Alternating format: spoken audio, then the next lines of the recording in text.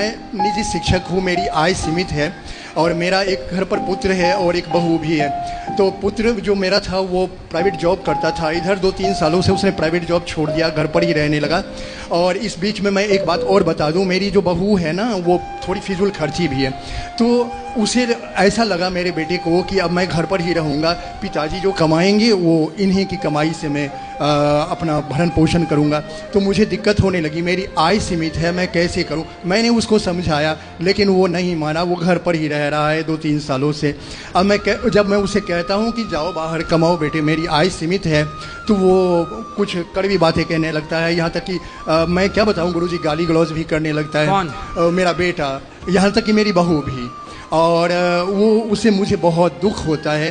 तो अब कृपया मार्गदर्शन करें, जो ये अशांति है वो कैसे शांति है। तो आपके बेटे को लाना समझाएंगे कि अपने पिता को गाली ना दिया करें। जी जी जी। ये तो संस्कारों की कमी के कारण हो रहा है। जी जी जी। आपने बच्चों को संस्कार दिए ही नहीं, गलती आपकी भी है कि नहीं? जी है, महसूस करता हूँ। फिर आपने बच्चों को जैसा बोएंगे जी जी वैसा काटेंगे। जी जी जी। आप अपने बच्चों को संस्कार नहीं देंगे तो वो आपकी इज्जत करेंगे नहीं। जी जी। भाई संस्कार के बाद ही ना इंसान इंसान होता है। संस्कार के बिना इंसान तो शैतान है, राक्षस है। जी जी। ऐसे ही है कि वो राक्षस है फिर। इसलिए संस्कारहीन व्यक्ति पशु के समान है। महाराज जी, एक प्रश्न मेरी पत्नी का है कि महिलाएं गीता पाठ कर सकती हैं? हाँ, क्यों नहीं कर सकती? गीता पढ़ेंगी, महिलाएं पढ़ती हैं। जी।